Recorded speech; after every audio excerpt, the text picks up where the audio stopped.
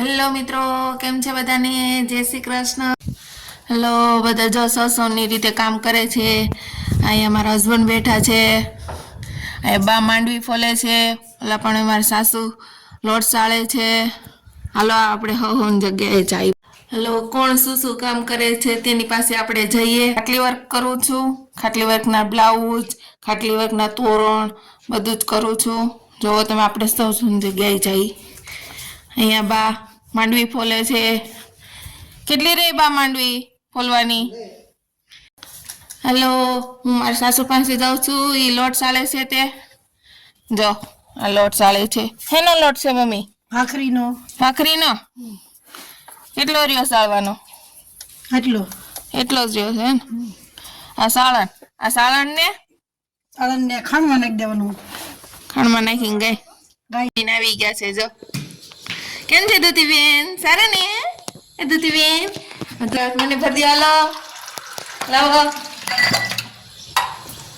દૂતીબેન બાને પાણી દે છે. એટલી માંડવી છે એટલી ફોલાઈ જાય. આ પલ્લેલી માંડવી હતી ને એટલે ફોલી નાખવું પડે, નકર આમાં હળે પછી મુંડા ને એવું પડે, બીક લાગે. તઈ વાંધો ન આવે, મૂકી દીધી. મૂકી દે આપણે, પણ લગ્નમાં બધા પડી ગયા એટલે પછી એમ જ થાય ને. બે ઠેકા લગન.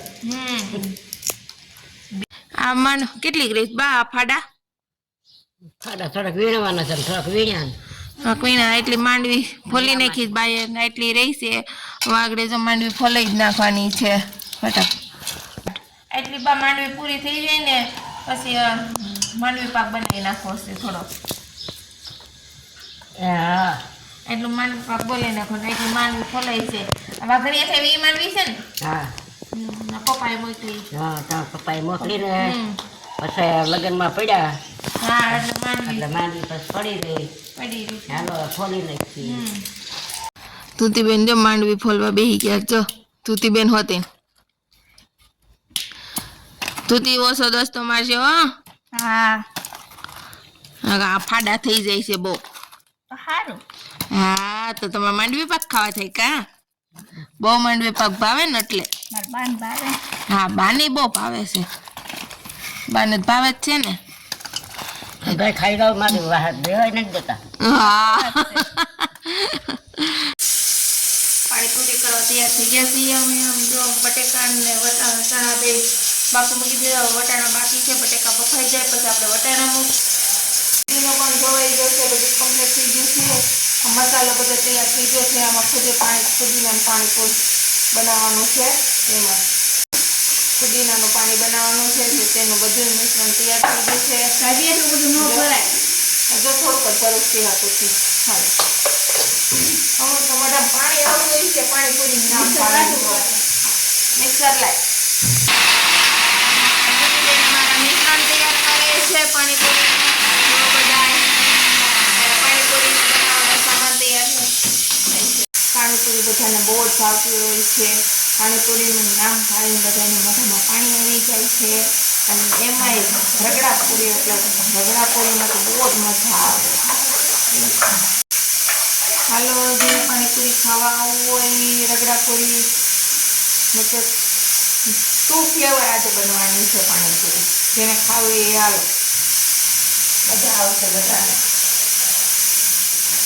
ચાલો બધા પાણીપુરી ખાવા માટે. આ આપણું ફુદીનાનું પાણી તૈયાર થઈ ગયું છે. તો બધા મોઢામાં પાણી આવતું હશે બધાને. ફુદીનાનું પાણી ભાવીને તો પાણીપુરી ખાવાની. ફુદીનાનું પાણી આપણે તૈયાર થઈ ગયું છે. હવે આપણે એને ઠંડુ કરવા માટે ફ્રીજમાં મૂકી દઈએ.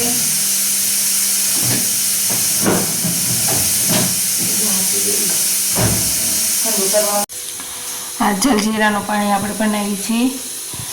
જલજીરા 3 ચમચી નાખશું, કારણ કે 2 જણા માટે જ આપણે બનાવવાનું છે. એટલે જલજીરા નાખશું, થોડોક ચાટ મસાલો નાખશું અને મીઠું થોડુંક નાખશું. અને લીંબુ પડ્યા છે ફાડા, તો આપણે લીંબુ વધીને નાખશું એમાં. આ આપણું જલજીરાનું પાણી તૈયાર થઈ ગયું છે. બહુ જ મસ્તનું જલજીરાનું પાણી થયું છે. જો થોડુંક અમથું મીઠું નાખીને આપણે વટાણા પણ બાફા મૂકી દઈએ છીએ, કારણ કે બટેકા અને ચણા બે બફાઈ ગયા છે. તો થોડાક વટાણા બાકી છે કારણ કે રગડો આપણે બનાવવો છે એટલે વટાણા બાફા મૂકી દઈએ. હવે આપણે બટેકા ફોલવાની નવી રીત શીખવાડું છું. જારો લેવાનો, પછી એની ઉપર આવી રીતના કરવાનું, એટલે તમે બટેકાની સારી ઉતારવી દો, બધું બટેકું તમારે થઈ જાય અને તમારું બટેકું છે ને ચીકણું ન થાય, એકદમ છૂટું રહે બટેકું. તમે બધા એવી રીતના કરવાનું. એટલે બધી સારી તમારી મિક્સ.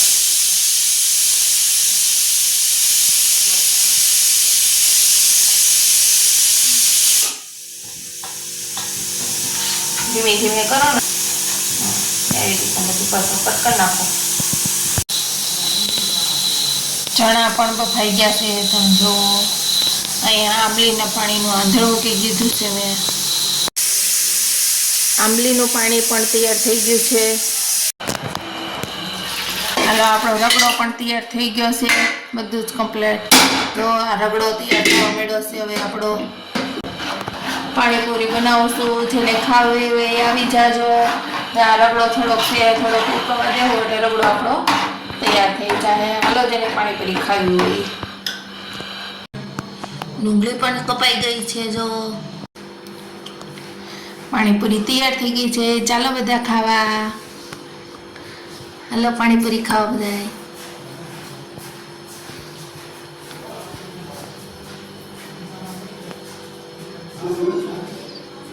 હાલો ભેળવાળા ભેળ પણ તૈયાર થઈ ગઈ છે.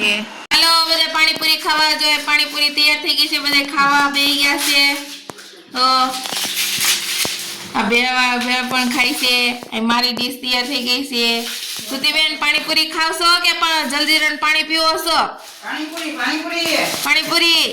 હેતવીબેન વાહ ભાઈ વાહ. મારો બ્લોગ પૂરો જોવા માટે યુટ્યુબમાં લાઈક કરો, શેર કરો, સબસ્ક્રાઈબ કરો. આવજો બધા. જય શ્રી કૃષ્ણ.